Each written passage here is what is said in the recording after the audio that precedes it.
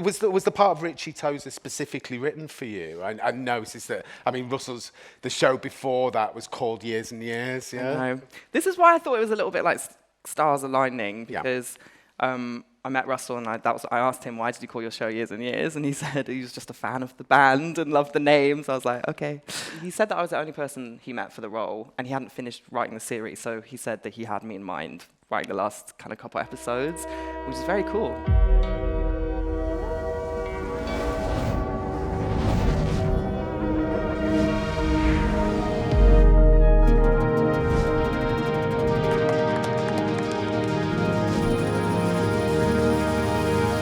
I first met Olly a long time ago at the start of your pop life. Yeah. But I'd seen you before because you were always at nightclubs in East London, dancing around and showing out. And I recognise you from screen already. Obviously, this year has been your crowning screen. Is it right to say your crowning screen moment with It's a Sin? Yeah, I think so, probably, yeah. And I mean, congratulations. Thank you. What an incredible performance. As Richie Tozer, you really managed to humanise something that my generation saw firsthand and felt very implicitly, explicitly, the HIV/AIDS story. Can you talk me through first seeing the script of It's a Sin? Oh, well, I just got an email from my agent saying Russell T Davies is making a new show and would like to meet you for it. And that was enough for me to get really, really excited and go, wow, I want to be involved with this. But I read the kind of byline first that it was a 5-part, and at that point it was aiming to be about 6 episodes even then, which it was initially going to be like 8 or 9 or more, and then kept getting cut and cut and cut, about a group of friends in the 80s through the AIDS crisis. And I went, oh, really? Like, is this... I just had a lot of reservations in a way about, I guess just from my own kind of fear as well. Like, that was quite interesting, but I thought, do we really need this story to be told? You know, like gays dying on TV? That's literally what went through my head. We should point out as well here, you were born 1990. 1990, yeah. So it's the generation that just... precedes yours. I feel like we inherited, exactly, like it happened just before I was born, but, we inherited a lot of the aftermath, and it still continues now. But anyway, so reading the script, I was just so blown away, because obviously, if you've seen the show, like the characters are so amazing, and everyone's so joyful, and all the interactions felt so real and funny, but also really deep. And I was just reading it going, oh my God, oh my God, oh my God, at every page, and then just crying, and then, so it was like a very intense reaction straight away. Do you remember did you read the whole lot in one go to start off? No, Russell hadn't written the whole thing by that point, so he only had like the first couple episodes. Yeah. So it was kind of... And the first episode itself is really joyful. Yeah. It's like, he kind of sets it up, all life is here, so all death will be here. Exactly. Yeah. He's very clever, Russell Davies, gotta say. Yeah. And he's brilliant. If you ever get a chance to hear him speak, go do it, because he's so interesting. You've probably heard him speak already, but he's great. Did Queer as Folk mean anything to you? Yes, You would have been 8, 9? When it came out, yeah. But my friend Joe, who's here today. Hey, Joe. This is my friend. When we grew up together, and when I was about 14, we had a friend called Kaz, and we used to watch Queer as Folk at her house in her bedroom in secret, because it was a show that I was too afraid to admit that I wanted to watch, or even, you know what I mean? So, but it had such a big impact on me, because it was gay people on screen touching each other, like naked, like it was sexy, and it was kind of also violent, and it was also disturbing, and I'd never seen people depicted like that I related to in that way. I mean, what a thing to be exposed to at 13, 14. I know! In the middle of your puberty, to see sort of like something that's... Yeah. Was the part of Richie Tozer specifically written for you? I noticed that. I mean, the show before that was called Years and Years. Yeah. I know. This is why I thought it was a little bit like stars aligning, because I met Russell and I asked him, why did you call your show Years and Years? And he said he was just a fan of the band and loved the names. I was like, okay. And he said that I was the only person he met for the role, and he hadn't finished writing the series, so he said that he had me in mind writing the last kind of couple episodes, which is very cool. That's amazing. Yeah, amazing. also as well, for a writer of that calibre to be thinking about you first off, I mean, it must be kind of, is it slightly daunting as well? Yeah, it was How long had it been since you'd acted? You obviously have a great acting pedigree, but... thanks. It had been like a few years, well, 4 or 5, maybe a couple more years, because I'd just been doing years and years, just years and years, and it was really scary. And like Russell would say things like, "Win a BAFTA in that scene." No pressure oh there.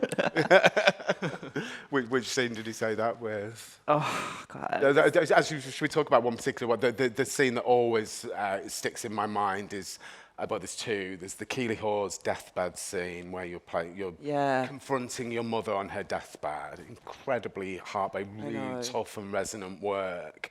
Do you want to talk a little bit about that scene and the filming of that? I mean, it's one of those scenes that when you start the job, you look in the schedule and you go, okay, when is that scene being shot? Because I need to work on that. And then it becomes a bit of like this black spot on the schedule, like, oh God, it's coming closer, it's coming closer. So it felt like that. But the words are so, like, Russell he was just like, say the words, you can't, there's nothing worse than overacting a death scene. So I was like, okay, not do that. And there's so much in there just to what Richie says. So, but filming it was very intense. It was weird. It was like an out-of-body experience. I imagine the emotions were running quite high in the room for everybody. Yeah. Not just yourself and Keeley, but... Oh my gosh, Sean Dooley, who played Clive, Richie's dad, just was a mess. Everything, even if he wasn't saying anything sad, he'd just start thinking about something and just cry and cry, and he'd be like, oh, I'm thinking of my kids, and just anything. We all, it was, there were a lot of emotions just the whole time. Yeah. I mean, one of the most amazing things Russell does in the show is to point out that one of the repercussions of HIV and AIDS was that it made families dysfunction.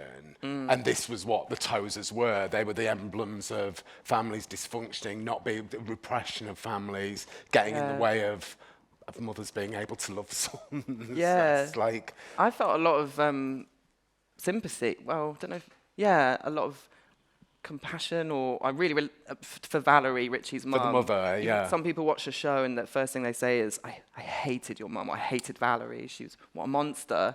And I totally I totally respect that. But I didn't really see her like that, and I just saw her as someone who couldn't. She was trying, but she just couldn't get past this fear and this kind of wall that'd been there for her. It was also societal, this was exactly. kind of like, this was the political climate of the time, the social climate of the time. The drama graphs homophobia with this very, very delicate touch, because it's one of the few prejudices. Sorry, this is about mind. We were going deep already, but Oh God. It's one of the few prejudices that seeps into families. It's one, you don't tend to get other bigotries that exist within families yet. Homophobia is one that can separate siblings. It can separate mothers and children, fathers and children. It's like, Yeah, I know what you're saying. I feel like it's both kind of one of the hardest things is that we don't.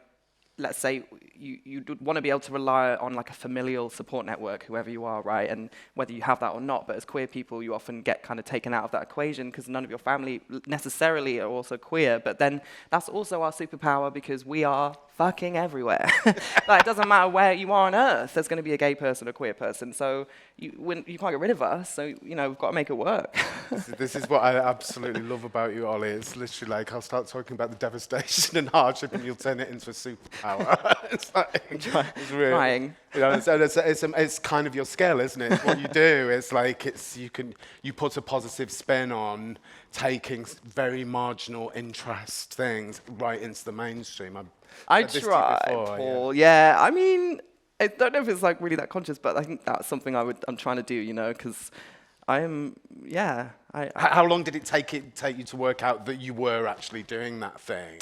That Olly Alexander, you as a presence were this person that was going to be making things that might have felt previously marginal operate and work in a mainstream environment? It's kind of like a step-by-step process because it sort of feels for me like I'm getting away with something, especially in the beginning because I had like I said like a boy and used male pronouns in a song on my album Communion, and I just didn't really mention it to anyone, but it just happened, and I was like, oh, that was fine, I got away with that, you know. Nothing happened, so it was kind of like step by step, and then I was like, oh, in a video I'll kiss another man in video, see if I can do that. Of course, that happened. And every step of the way, don't get me wrong, there has been backlash from various corners and people who don't like what I do or don't like the stuff that we're trying to make on my side, you know. But what's the compulsion that makes you do that thing then? What makes you say, no, fuck you, I'm going to do it? Because I just think I just don't want to do it otherwise, I think, you know. I think also the specialness is that you will always do it with a smile on your face as well. Yeah, smile and a wink, and then you can get away with it. Get away with murder. You're now, serendipitously and handily for me, the age that Richie was when he died. Yeah, 31. That's kind of a sobering thought for somebody, for queer people of your generation. It's great, yeah. Do you feel that your generation carries the burden that mine handed down to you? I think, do you know what, that really raises, I feel like intergenerationally, it's been hard to like find those connections. As a gay person growing up, the time I did, I felt like I didn't know who the gay elders were or who the people above me who I could look to or ask for advice. And that's because of my location as well. I wasn't in the city and I just didn't, you know, whatever. But I think it's so important to foster those connections and to, I've come to such, I don't know, better understanding about myself and how I fit into the world by speaking to people who, like you, like people who, you know, who I have a connection with, and they can kind of reveal stuff to you that you wouldn't have otherwise been able to see. Can you remember the first conversation you ever had about HIV? Oh my gosh. Can you remember when it started being a subject that you were aware of, or was it something that had always been in the sort of ether of your life? And yeah, I feel like it was sort of almost like a bit of a shadow, kind of, because it was whispered about, you know, so-and-so died of AIDS, or, you know, I'm thinking of like the really famous people that died when I was growing up. I can't. Freddie Mercury. Exactly, and it was always sort of talked about. In fact, died the year you were born. I think. Yeah, and I sort of didn't. It was just sort of, I want to avoid that a bit. And there was no sex education in my school really at all, and so AIDS and HIV sort of became just like annexed to like a place that you don't really think or talk about. And then, but it was always connected to my sexuality because I was sort of at the same time like understanding that I was gay, and then connecting that to this scary disease was like too much. I didn't want to think about that, but it was there. So like, what was I gonna, you know? So I had all those thoughts. I think a lot of people I know felt similarly as well. My kind of generation, like we just didn't really know. Like it was sort of gone away, but it was still a problem. What was it? You know, slightly pre-internet, but that developed as we kind of came into our age, you know. So yeah. It's really I think it's one of the things people forget, isn't it? It's like when I was thinking about It's a Sin in the 10 years that followed that, which is almost, you know, it's like, where were people getting... We talk about this era of the 90s as kind of like combination therapies happen. There is nominally a way that you're not going to die from if HIV turns into AIDS. But also, who's going to tell you about those things? Yeah, School won't tell you about. Does your family know about? So you have to learn them. You have to go to the nightclubs you were going about to meet the people that you were meeting to tell you about the stuff that you need to know about. Yeah. Yeah. That's why the queer nightlife matters so much. Yeah. Yeah, absolutely. I mean, yeah, you said it.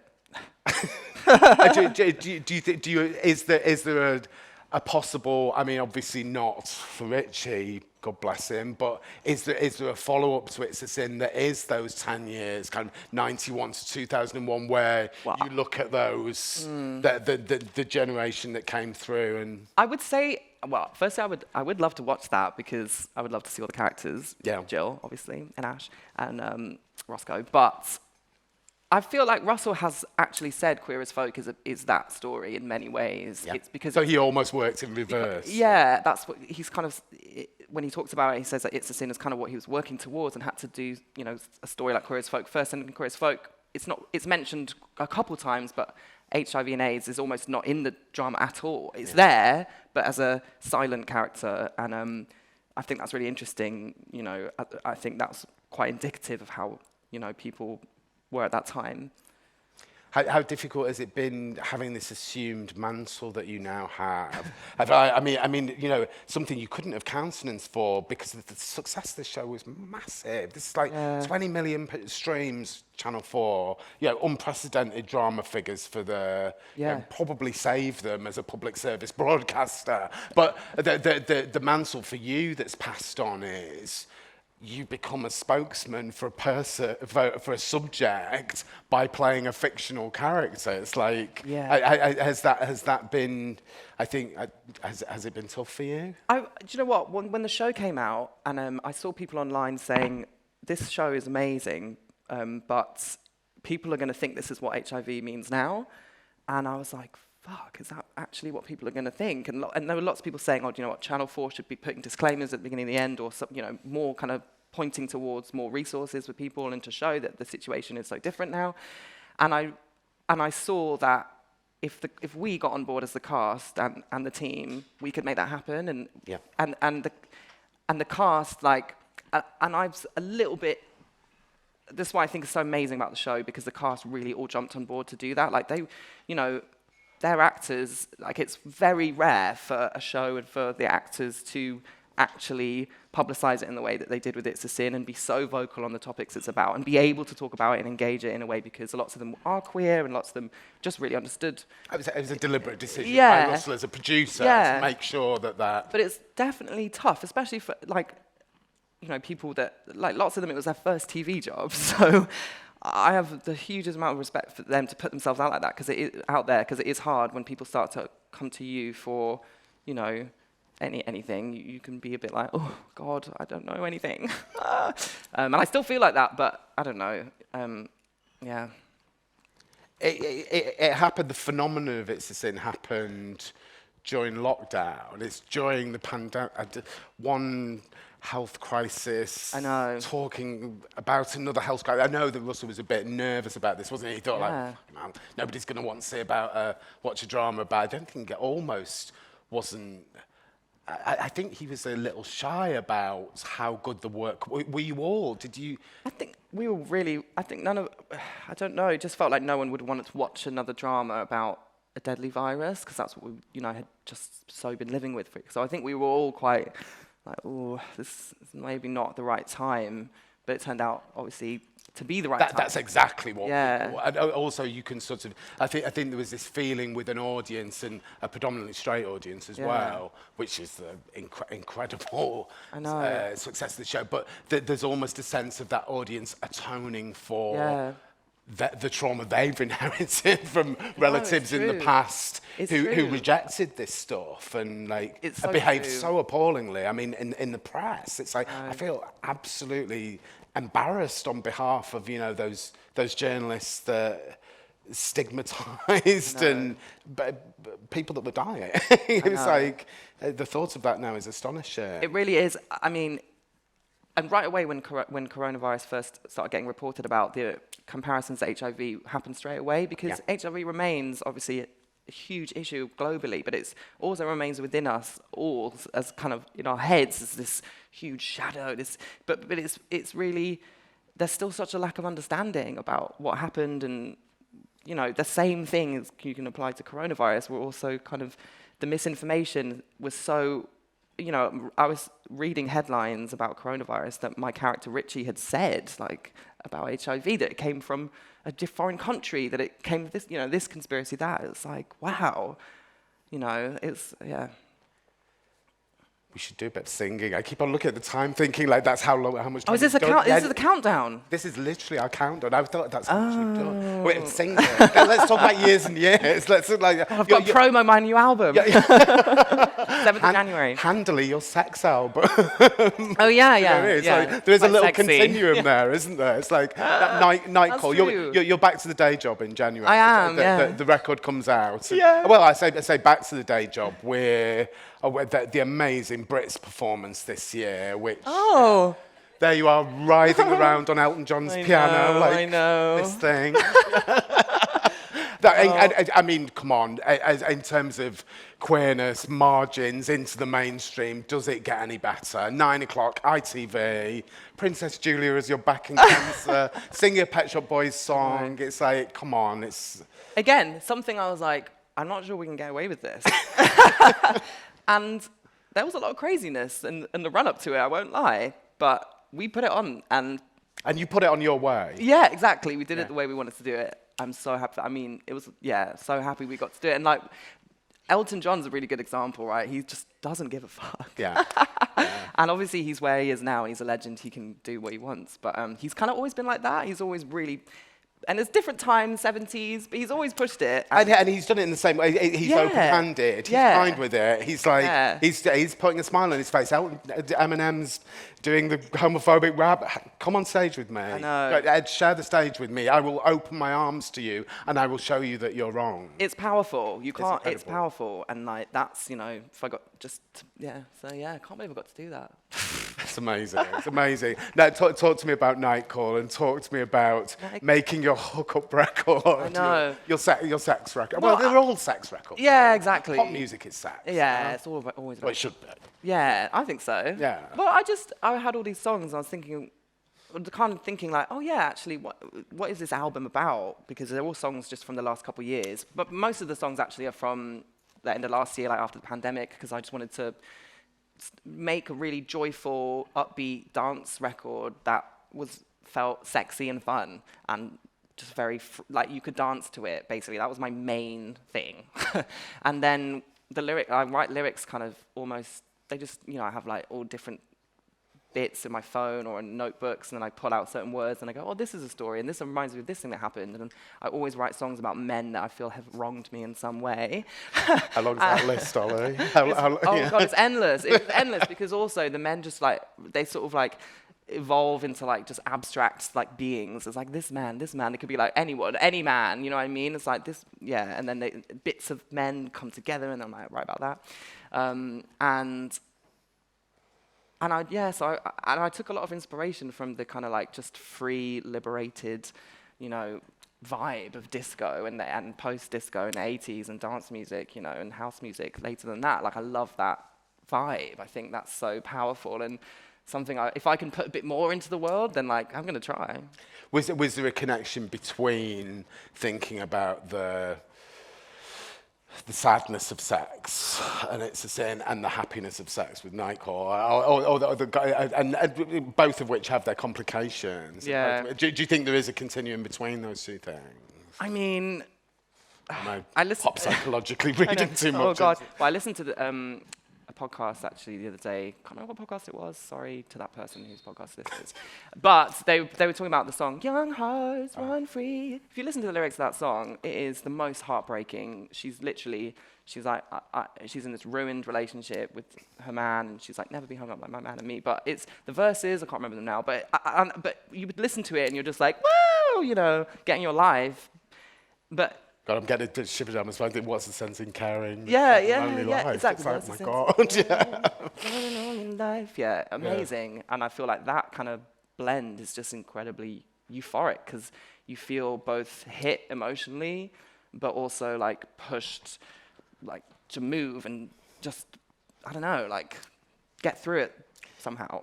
And Candy Staton, Disco Queen, you're leading me very, very easily here to another one who turned into you this year, Kylie Minogue. I mean, this is your. So I don't know whether you've seen, but in the Second to Midnight video, Olly's duet with Kylie Minogue, they actually swap faces. It's like being a little bit. This is the Queen's blessing. It really is. It was like nothing else can happen in my life now. It would be this moment.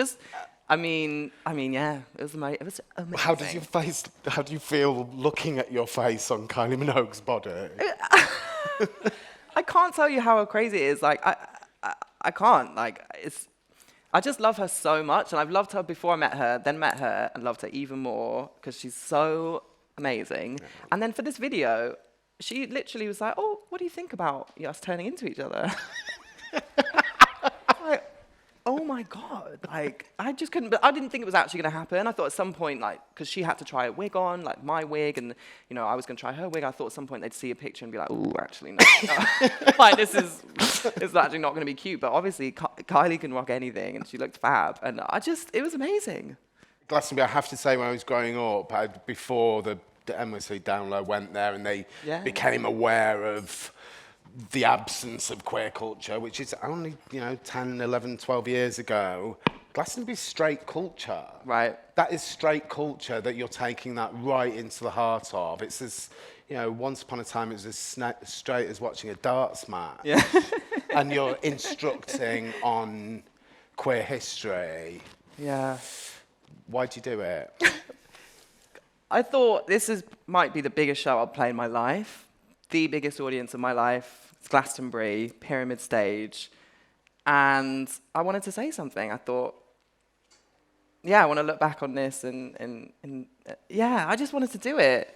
It was like, It's not something you think about. It's no, it was just action rather than inaction, yeah? I was just like, it just sort of was, I think because I said something about Pride at Glastonbury and when we played before, because it fell on the weekend of Pride, and that felt like quite a big moment for me because I hadn't really spoken about anything that kind of when you're on the stage in between songs, trying to think of what to say, and then suddenly being like, LGBT this, like maybe that's going to put people off. I don't know. I didn't know, and so it kind of just built from there. And I was like, well, this is the biggest show ever. Like, what can I say to most people? What can I say that's going to land to the most people? But also, I mean, yes, it's landing to pacifists, to people that I don't usually hear that time. But for the audience, for your audience, and for the queer audience that you've had the backs of right from the start, that's going directly into their ears in a way that it means. I think I've said this to you before. I think that.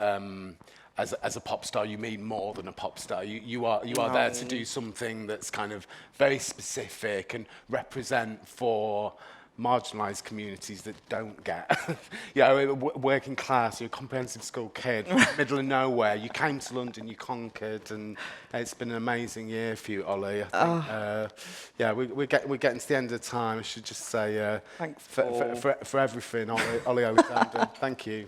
Thank you. Thanks, guys.